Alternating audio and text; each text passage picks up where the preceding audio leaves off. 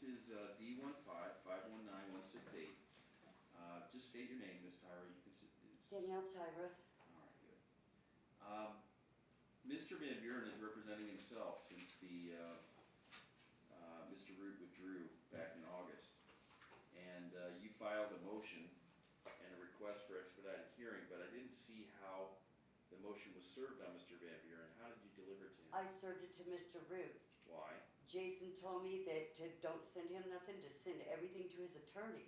Did you get, Mr. Root filed a notice of withdrawal and mailed the notice to his client and to you back in August. Then he took over a case and did an ex parte case with Jason and then withdrawal again. So I'm confused as to. Okay, well it's problematic if he's not here. Yeah. But I did want to. The other thing is, you filed a motion and you asked me for an emergency hearing before Thanksgiving. You've asked the court essentially to to enforce a visitation order and for contempt. You said that you filed a motion for contempt and to enforce visitation for Thanksgiving. Well, it's not only for Thanksgiving. I guess we got through the things. That's what you filed. Okay. The court, well, let's just back up even further. You know, because you have filed these notices, there have been several notices filed, but this matter's on appeal. But they're allowed. They said that you're allowed to make short-term adjustments or hearings. I have authority to enforce orders. Okay. That's called collateral jurisdiction. And this case is in front of, I believe, the Court of Appeals. The last notice that I have says that this case was transferred to the Court of Appeals. So I am certainly, or the court certainly wants to make sure that the court orders that exist are followed. Those orders, and the most recent orders, is the order from, the findings and orders from February 15, 2017 is the order we're talking about. Right. That was from the evidentiary hearing. So what I'm saying is that if there is a provision of the order that is not being followed, this court under the collateral jurisdiction would make sure that it gets followed. Okay. The reason why we did not issue an order shortening the time for the hearing before was that you were asking the court for an emergency hearing before Thanksgiving to grant you Thanksgiving this year. I see your point there. And the Thanksgiving provision at page 14 said that you have Thanksgiving in odd-numbered years. Okay, right. Jason, okay, I've shared Dustin every Thanksgiving. There was some confusion, and I believe he had him last year.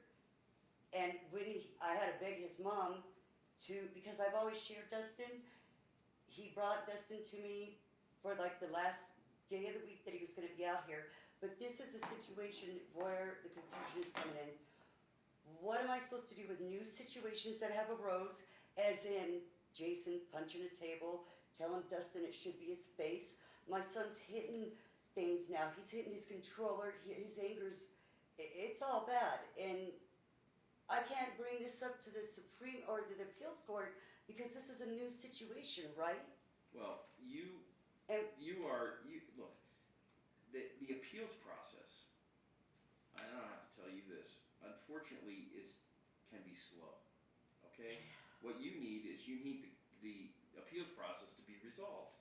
When you exercise your right to appeal the decision of the court, it essentially takes the case out of the court's hands to deal with normal stuff. Now, and part of the problem is this, you have filed papers alleging, I guess, abuse and neglect of your child. Absolutely. While the matter has been pending. And when he came and got an ex parte order to get Dustin, he completely lied about all that. Even the police, there was no abuse. I wasn't delusional. My son did not want to leave with him. Was afraid of the uncle and him.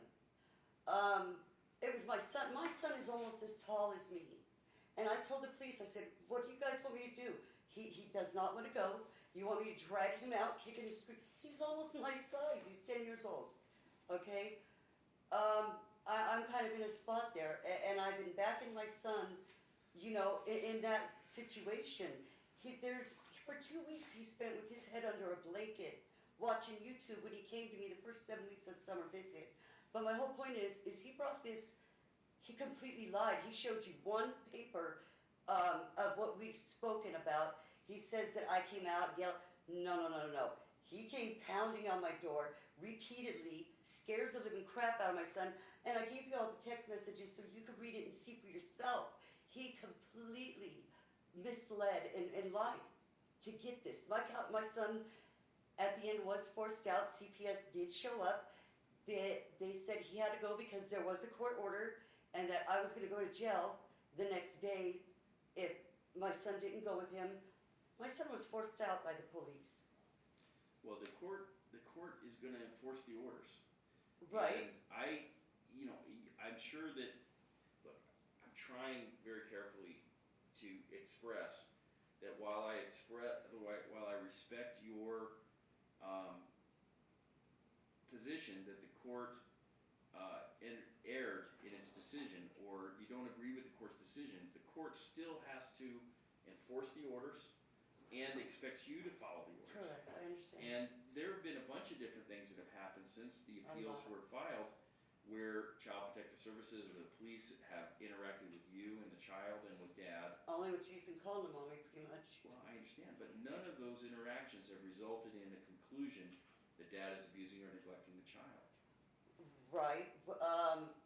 The lady, and that's what I did provide the proof of that. The CPS lady said that I didn't have anything that showed, and I understood the day that Dustin came to me on June 20th, I didn't have it at that particular moment. Dustin was out of medications. He was running wild in the home. He didn't have any medication at all, and his ADHD was off the charts. I didn't have that particular paper in front of me at that point in time, but I did find it, and I did submit it to you, where it shows June 20th, where I texted him and I asked him, what happened, Jason, here? What went on? And he automatically, you're a lunatic, this and that. We can't talk, me and my son, he hangs up on us. Well, you have joint legal custody. The court has ordered visitation that would allow you contact with your son. The court hasn't taken your custodial time. Have you gathered information from his school to determine how he's doing as far as attendance? I'm not allowed to call the school because my legal right was taken away from you. Well, no, I didn't take away your legal rights. You still have the same rights as long as you don't interfere with in other words, you have to follow the court order. And yes, sir, I understand that completely, but I was never harassing anybody at that school because he has a section 504, and I was trying to point out when I was in here last time, he is still, in the 4th grade, was below grade level still. And that was one of the situations that you looked at when you changed custody. It wasn't that he was being neglected. He has a learning disorder disability. That's the kind of placement he was in. And I was only trying to point out that he is still, after a year and a half of being with Jason, he is still below grade level. Now that he pushes him on to 5th grade, my son's going in there now, he's getting advice, he's picking on, and he's being picked on. He's been in the principal's office. He hits everything. I mean, my son's anger is bad. Me and my son think, God, I have a good relationship, but he needs help. And Jason doing things like hitting the table and telling him it should have been his face was the most recent thing. That's why I have been doing everything and repeatedly coming back here because it's serious. Well, when was the last time you saw your son? Even though he was here for the 2 weeks of Thanksgiving? You saw it. Did you see your son during that time? No. When was the last time you saw him? Was it Labor Day weekend or was it... Has it been a month, a week, 2 months? Almost 2 months. When are you scheduled to see him next? On the 26th of this month.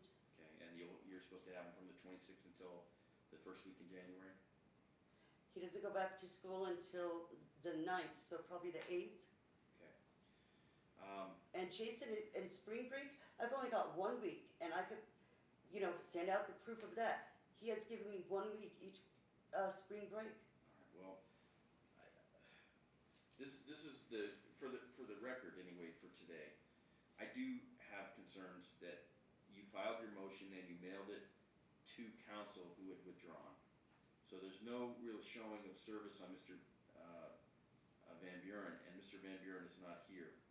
The court has addressed the procedural posture of the case with Ms. Tyra, and she is aware that the matter is on appeal, which limits the court's jurisdiction. This court does have jurisdiction, as she said, to enforce the orders.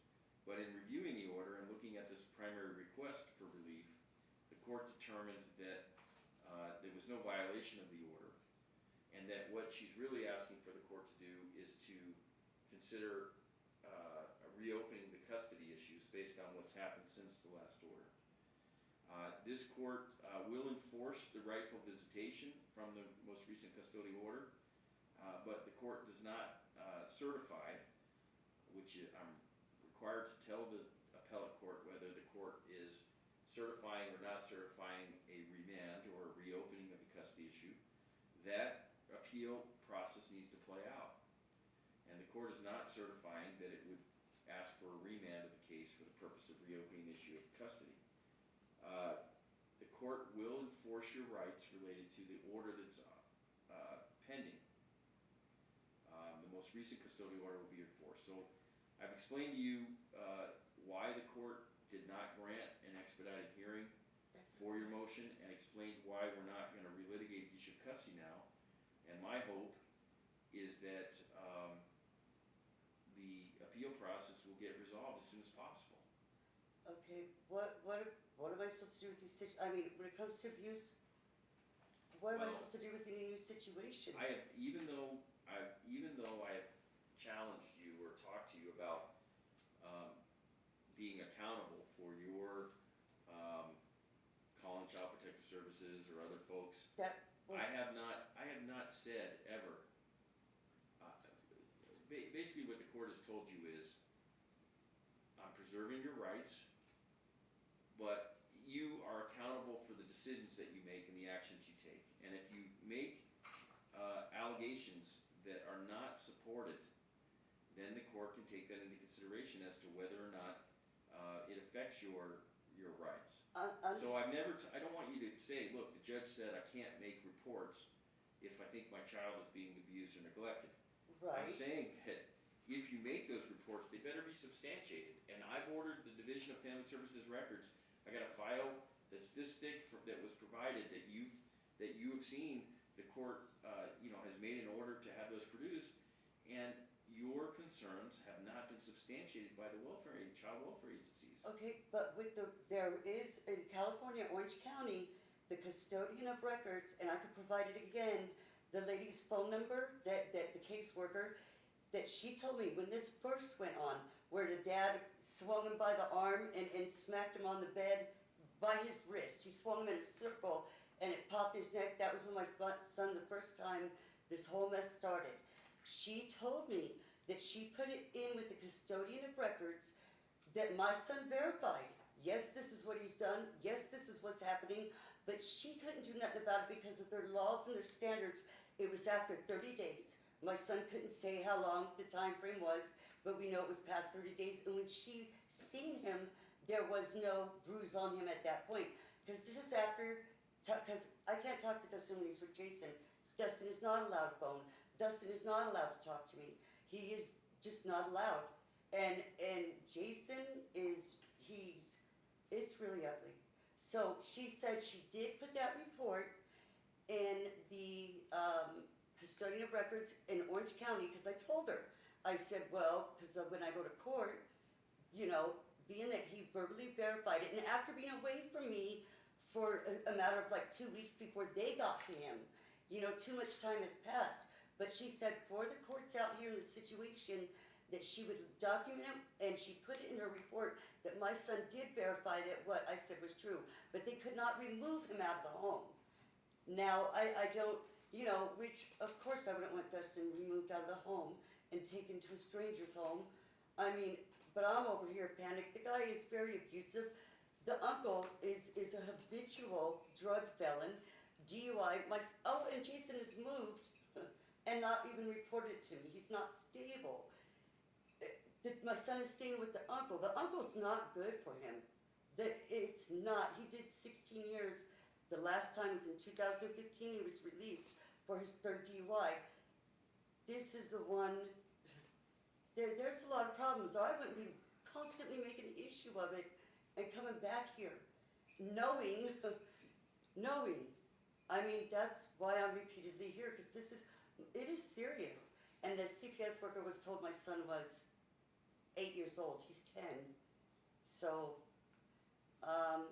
but my head's swimming with all these different. I'm sure it things. is, because so is mine. It's because I have. to keep I up mean, I with it looked all. at your motion that you filed, and I'm looking. This was filed on the 13th of November, and I'm not even sure that some of the things you're talking about even happened this year. Yeah, I filed them. Not this year. It could have been in 17. It was definitely in 2017. The one specific situation that I'm talking about, the CPS worker in Orange County, and I don't have that paper on me.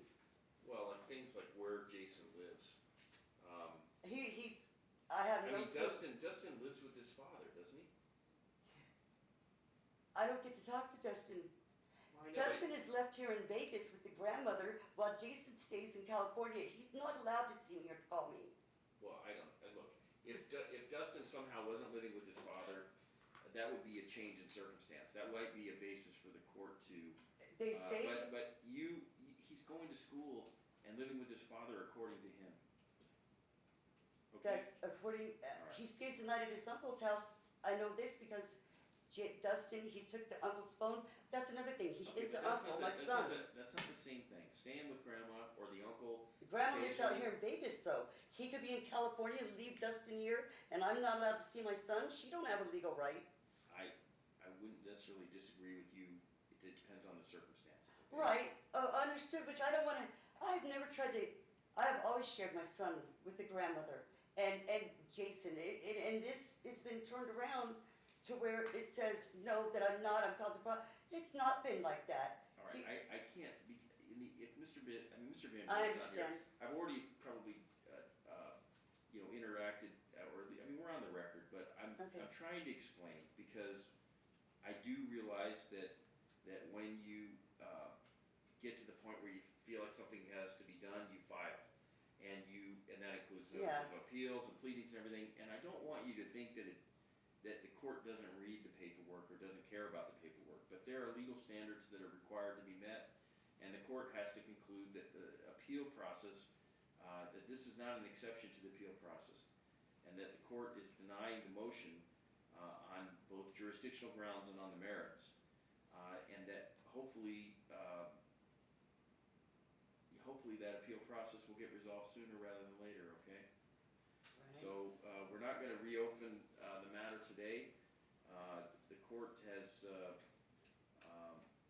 heard you, and we're done for the day. Okay?